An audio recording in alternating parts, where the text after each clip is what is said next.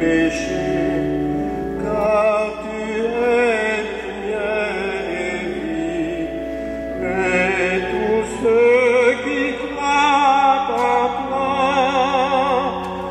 tu les nommes fils de Dieu.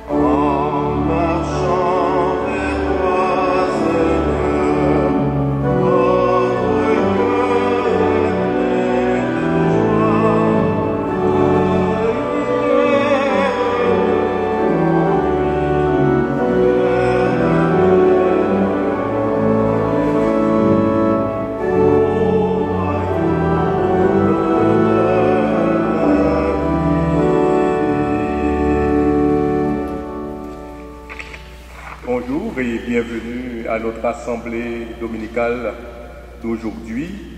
La messe d'aujourd'hui est pour Antonio et Estefania de Oliveira, recommandée par la famille. Nous sommes rassemblés ce matin au nom du Père et du Fils et du Saint-Esprit. Que Dieu notre Père et Jésus-Christ notre Seigneur vous donnent en abondance la grâce et la paix. Aujourd'hui, ne fermons pas notre cœur, mais écoutons la voix du Seigneur pour nous préparer à bien accueillir la parole de Dieu et à rompre le pain de vie. Invoquons la miséricorde du Père qui resplendit sur le visage de son Fils, le Seigneur Jésus-Christ. Seigneur Jésus, tu nous fais vivre par ta fidélité, prends pitié de nous. Ô Christ, tu nous as donné l'esprit de force, d'amour et de raison, prends pitié de nous. Seigneur, tu nous appelles à servir comme toi, dans l'humilité, prends pitié de nous. Que Dieu Tout-Puissant nous fasse miséricorde, qu'il réveille en nous le don de la foi et nous conduise à la vie éternelle.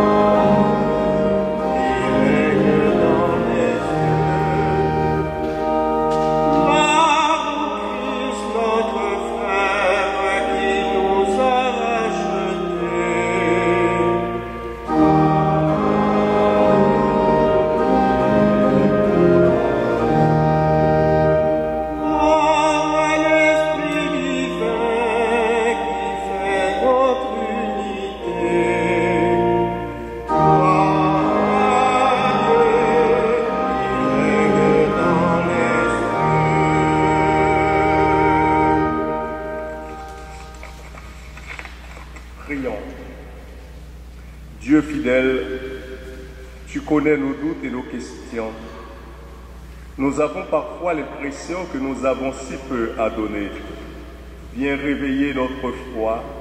Avec toi, nous deviendrons capables de transformer le monde où nous vivons et d'y annoncer ton royaume. Toi qui nous aimes pour les siècles des siècles. Amen.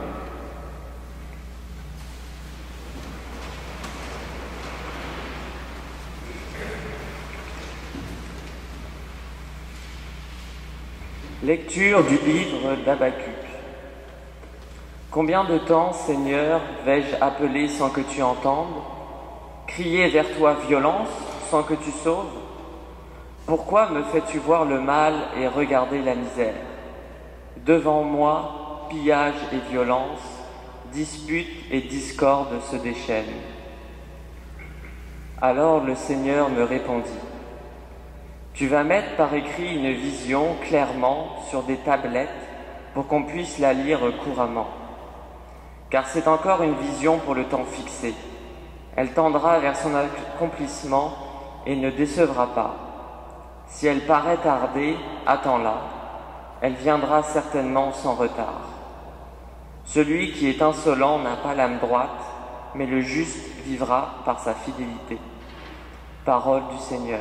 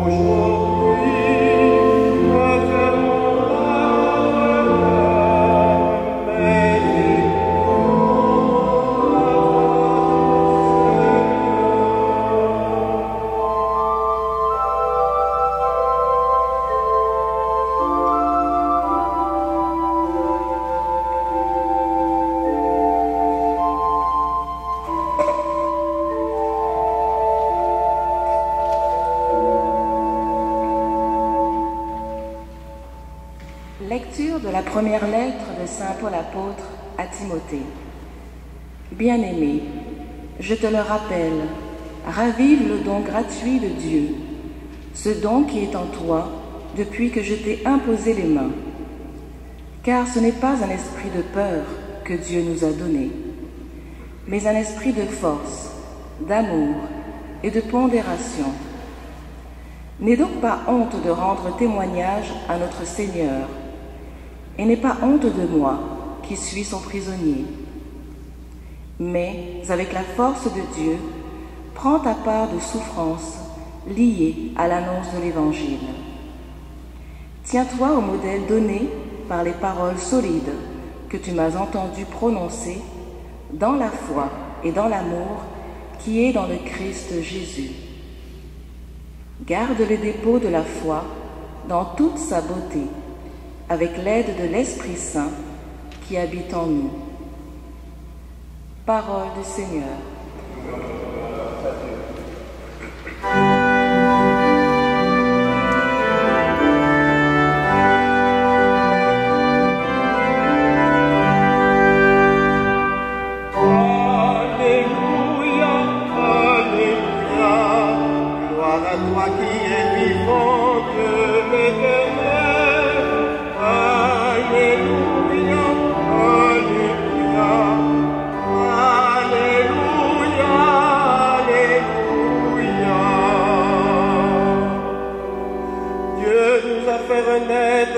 Semence impérissable dans sa parole vivante qui demeure pour toujours. Alléluia. Gloire à toi qui es vivante l'éternel. Alléluia.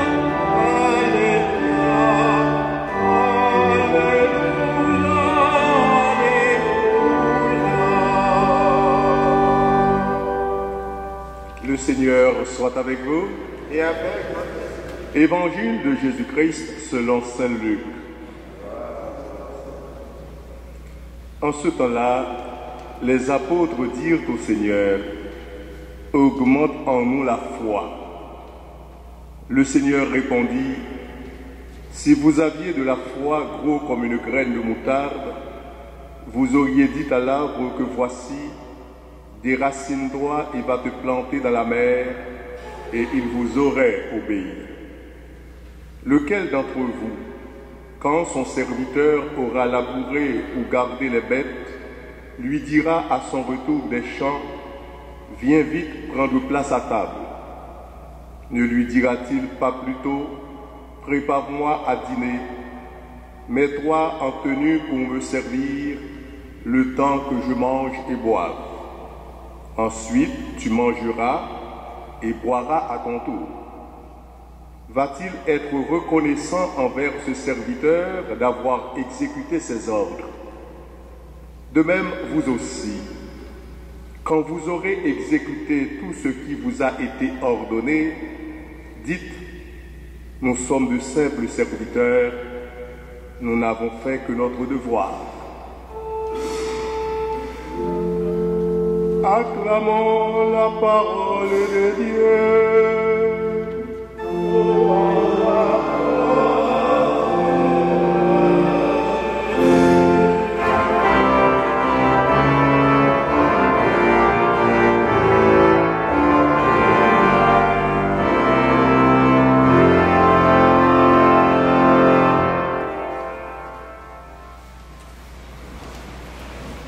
Au temps du prophète Jérémie, les barbares menaçaient Jérusalem et semaient alentour pillage et violence. Et alors le prophète questionne Dieu, l'accuse même. « Combien de temps, Seigneur, vais-je t'appeler au secours et tu n'entends pas? Pourquoi restes-tu à regarder notre misère? C'est le problème du mal. Pourquoi la souffrance? En plus, pourquoi est-elle si cruelle? Nous qui sommes ton peuple, pourquoi nous traites-tu ainsi? Et Dieu, que va-t-il répondre? Il va répondre par un oracle. Un oracle écrit bien clairement sur des tablettes pour qu'on puisse lire et relire. Cet oracle sous forme de vision annonce que le juste vivra. Dieu ne l'abandonne pas et ne l'abandonnera jamais. Mais il y a une petite précision très importante. Le juste n'aura la vie sauve que par sa fidélité à Dieu. Et celle-ci passera par l'épreuve, le doute. La réalisation de l'oracle paraît tarder, mais la vision se réalisera. Elle viendra certainement. Aussi, attends-la dans la confiance en Dieu et dans la fidélité.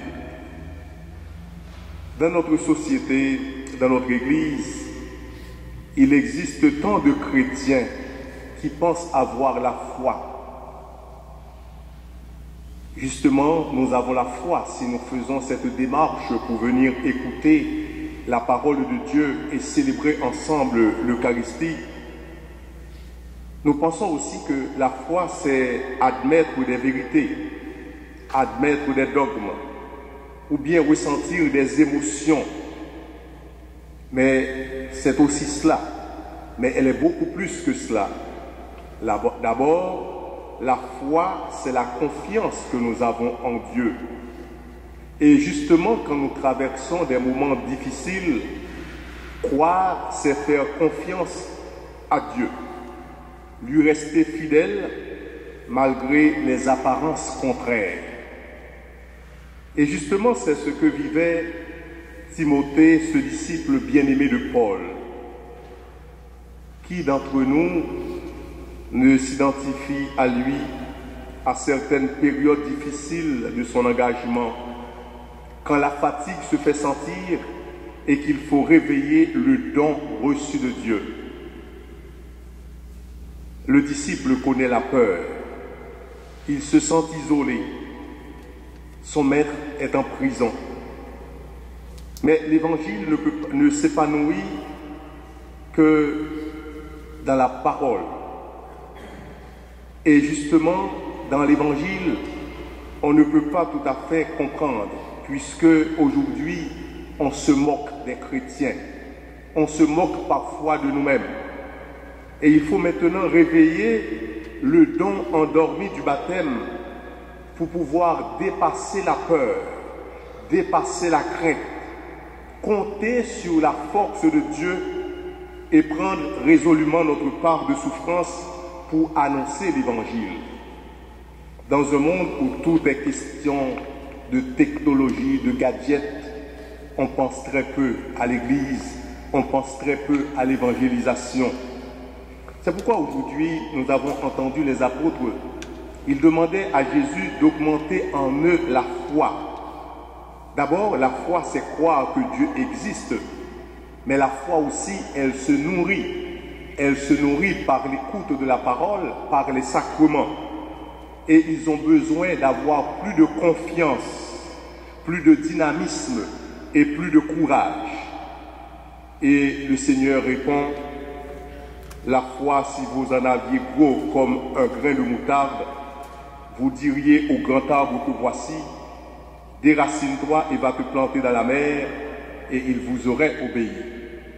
Naturellement, c'est une façon de voir un symbolisme, parce que si au nom de la foi, chacun se mettait à faire déplacer les montagnes pour les planter dans la mer, on aurait pas mal de difficultés écologiques et même on aurait des problèmes au niveau de la mairie.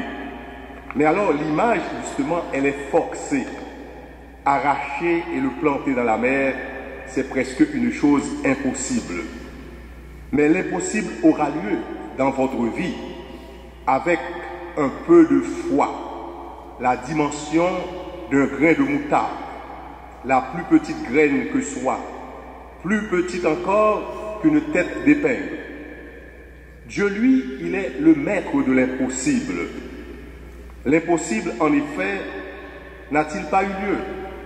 Ces pauvres, ces apôtres, au temps de Jésus, Ils avaient des moyens dérisoires, des moyens rudimentaires et empiriques. Et pourtant, ils ont changé le monde. Ils ont annoncé l'Évangile. Ils ont annoncé Jésus-Christ. Et aujourd'hui, l'Église est bâtie justement sur ces 12. Mais malheureusement, nous autres, nous avons les moyens qui sont beaucoup plus sophistiqués et nous ne les utilisons pas toujours à bon escient. C'est vrai que nous avons la technologie qui est bien développée, mais elle n'est pas toujours utilisée au profit de l'homme. Les moyens technologiques et sophistiqués sont aussi utilisés pour détruire l'humanité, pour faire souffrir nos frères et aussi pour faire couler le sang.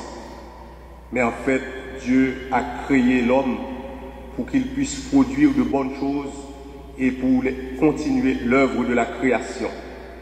Ces moyens technologiques et sophistiqués doivent être utiles et servir à l'épanouissement de l'homme et aussi à annoncer la bonne nouvelle, à annoncer l'Évangile. Devant Dieu, chacun de nous est important. Le Seigneur confie à chacun de nous une mission.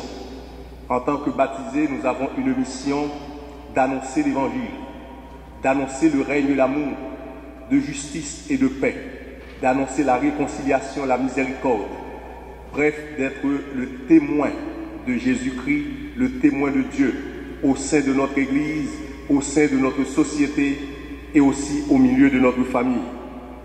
Mais nous n'avons aucun droit à faire valoir, aucun mérite. C'est par grâce de Dieu que nous avons reçu cette mission. Nul n'est indispensable, que ce soit dans l'Église, que ce soit dans la société, que ce soit dans la famille. Nul n'est indispensable. Le cimetière est rempli d'hommes et de femmes indispensables. Et pourtant, le Seigneur, il a besoin de nous. Et il conclut l'Évangile aujourd'hui en disant, nous ne sommes de simples serviteurs. Nous avons fait notre devoir. Mais ce devoir, nous devons le faire pour pouvoir construire avec Dieu son royaume d'amour, de justice et de paix. Amen.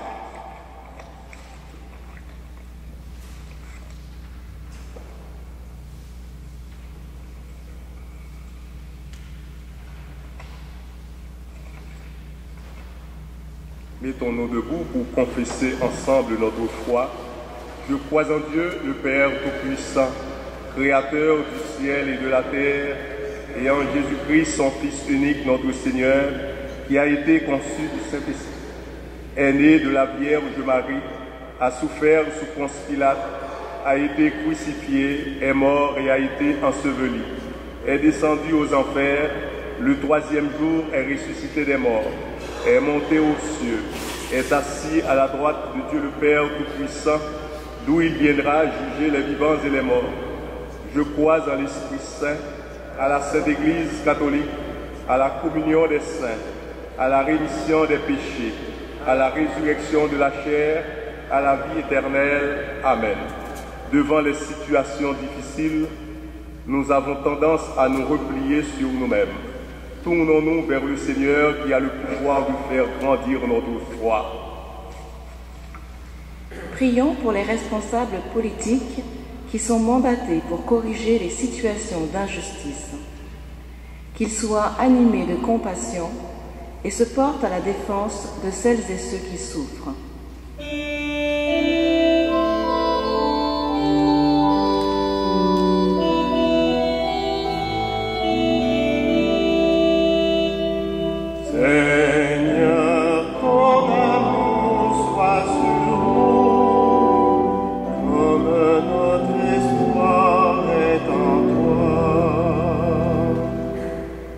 Prions pour les personnes engagées dans des combats pour la justice et la solidarité. Qu'elles recherchent des solutions inspirées par l'amour et le bien commun.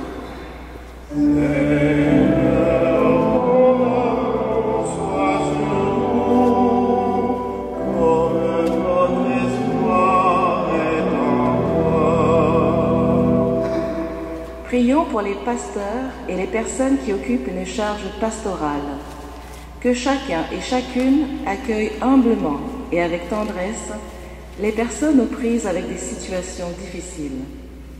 Seigneur, ton amour soit sur nous, comme notre espoir est en toi.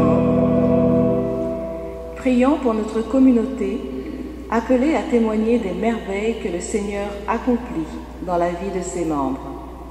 Qu'elle vive dans la joie et l'action de grâce. Seigneur, ton amour soit sur nous, comme notre espoir est en toi. Dieu notre Père, toi qui accomplis de si grandes choses dans le cœur de tes enfants, réponds favorablement à nos demandes.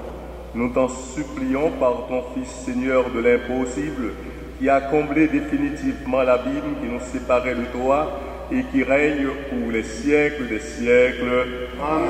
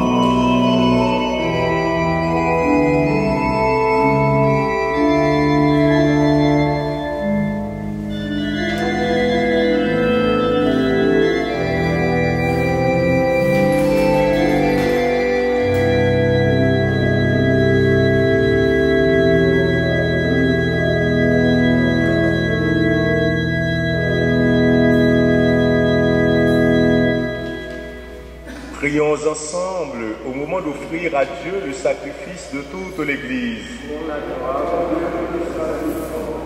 Dieu notre Père, nous te prions, mets en nous ton Esprit Saint. Rends-nous dignes d'être les ministres de l'Alliance nouvelle que nous allons célébrer par Jésus le Christ, notre Seigneur. Amen. Le Seigneur soit avec vous. Élevons notre cœur. Rendons grâce au Seigneur notre Dieu.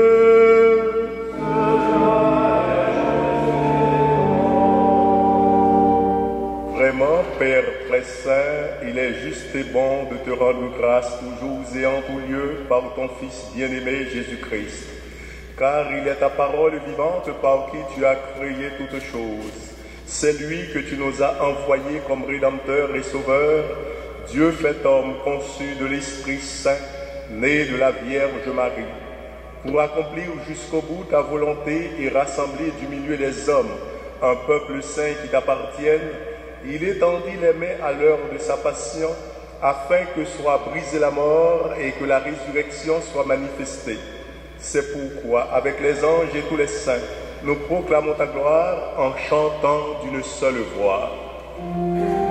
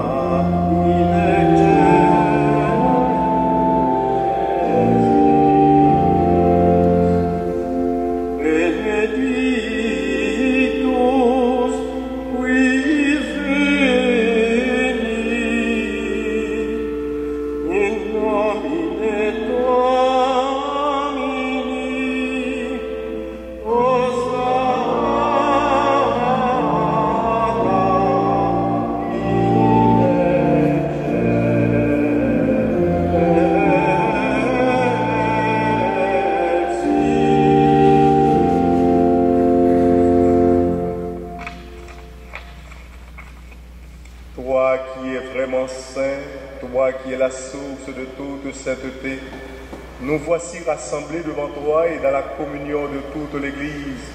En ce premier jour de la semaine, nous célébrons le jour où le Christ est ressuscité d'entre les morts. Par lui que tu as élevé à ta droite, Dieu notre Père, nous te prions. Sanctifie ces offrandes en répandant sur elles ton esprit, qu'elles deviennent pour nous le corps et le sang de Jésus le Christ, notre Sauveur. Au moment d'être livré et d'entrer librement dans sa passion, il prit le pain. En te rendant grâce, il le bénit, le rompit et le donna à ses disciples en disant: prenez et mangez-en tous, ceci est mon corps livré pour vous.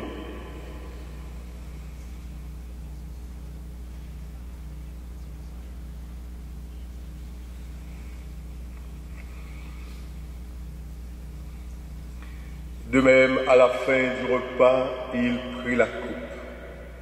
De nouveau, il rendit grâce et la donna à ses disciples en disant: prenez et buvez-en tous, car ceci est la coupe de mon sang, le sang de l'alliance nouvelle et éternelle, qui sera versé pour vous et pour la multitude en rémission des péchés.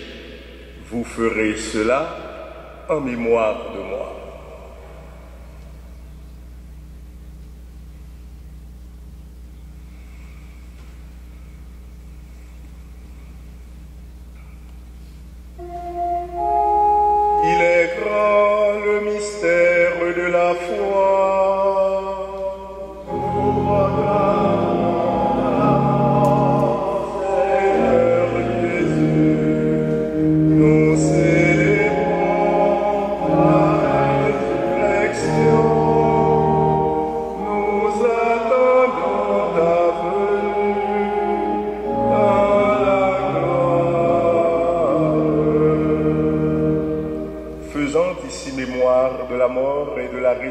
De ton Fils, nous t'offrons, Seigneur, le pain de la vie et la coupe du salut, et nous te rendons grâce car tu nous as choisis pour servir en ta présence. Humblement, nous te demandons qu'en ayant part au corps et au sang du Christ, nous soyons rassemblés par l'Esprit Saint en un seul corps. Souviens-toi, Seigneur, de ton Église répandue à travers le monde. Fais-la grandir de ta charité avec le pape François, notre archevêque Christian et tous ceux qui ont la charge de ton peuple. Souviens-toi aussi de nos frères et sœurs qui se sont endormis dans l'espérance de la résurrection et de toutes les personnes qui ont quitté cette vie, en particulier pour Antonio et Estefania. Reçois-les dans ta lumière auprès de toi. Sur nous tous, enfin, nous implorons ta bonté. Permets qu'avec la Vierge Marie, la bienheureuse Mère de Dieu, avec Saint Joseph, son époux, avec les apôtres et les saints de tous les temps qui ont vécu dans ton amitié, nous ayons part à la vie éternelle et que nous chantions ta louange par Jésus-Christ, ton Fils bien-aimé. Par lui, avec lui et en lui, à toi, Dieu le Père Tout-Puissant, dans l'unité du Saint-Esprit, tout honneur et toute gloire pour les siècles des siècles. Amen. Comme nous l'avons appris du Sauveur et selon son commandement, nous osons dire: Notre Père, que ton nom soit sanctifié, que ton règne vienne, que ta volonté soit faite sur la terre comme au ciel. Donne-nous aujourd'hui notre pain de ce jour. Pardonne-nous nos offenses comme nous pardonnons aussi à ceux qui nous ont offensés. Et ne nous laisse pas entrer en tentation, mais délivre-nous du mal. Délivre-nous de tout mal, Seigneur, et donne la paix à notre temps. Par ta miséricorde, libère-nous du péché. Rassure-nous devant les épreuves en cette vie où nous espérons le bonheur que tu promets et l'avènement de Jésus-Christ, notre Sauveur.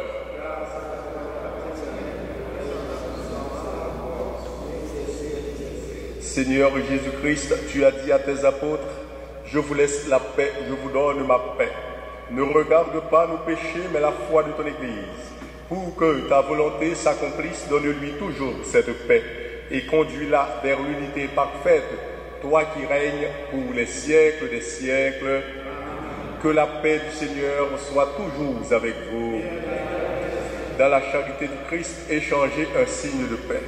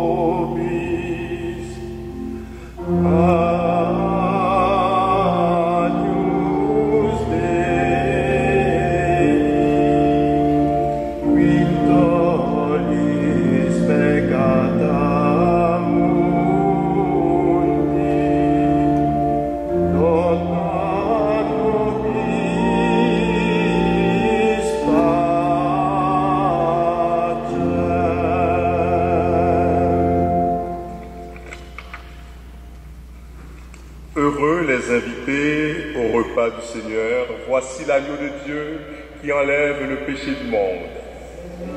Sois digne de recevoir l'addition d'une parole.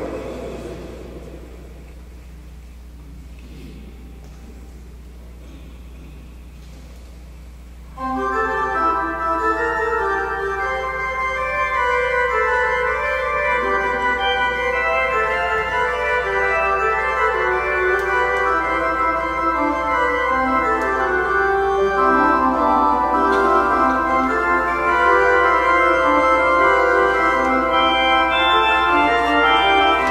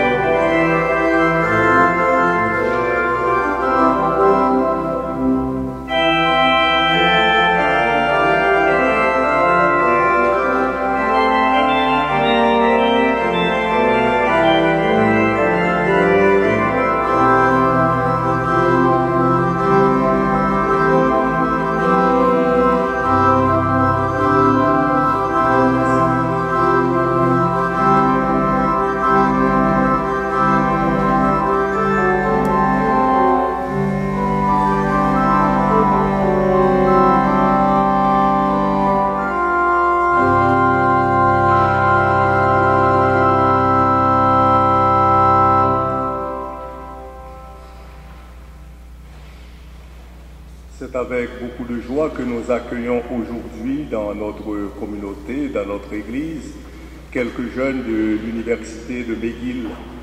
Elles sont venues nous parler d'un projet pour le plateau, et particulièrement la section Est, et elles sont invitées aujourd'hui par la voix de Charlotte à nous parler de leur projet.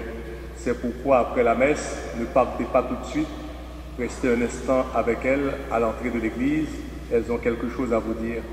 Et maintenant, j'invite Charlotte à venir vous dire quelques mots et à vous présenter les membres de son équipe.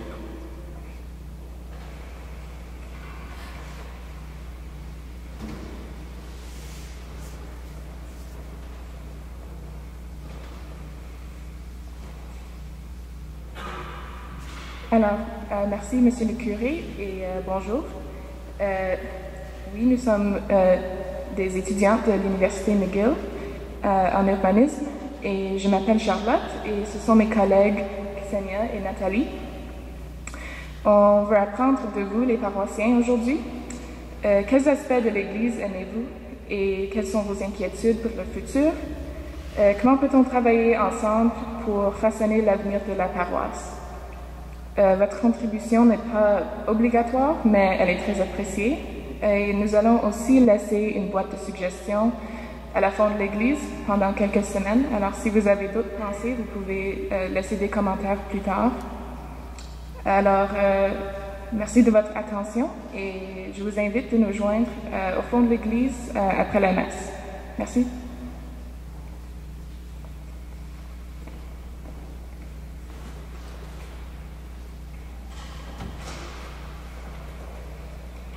Merci beaucoup Charlotte. Comme elle vient de vous le dire, après la messe, ne partez pas tout de suite, patientez un instant pour remplir 2 ou 3 petits formulaires. Prions. Accorde-nous, Seigneur notre Dieu, de trouver dans cette communion une force et notre joie, afin que nous puissions devenir ce que nous avons reçu, le corps du Christ. Lui qui est vivant et qui est roi, Dieu pour les siècles des siècles. Amen. Le Seigneur soit avec vous. Amen. Que Dieu Tout-Puissant vous bénisse, le Père, le Fils et le Saint-Esprit. Allez dans la paix du Christ. Bon dimanche et bonne semaine à vous tous.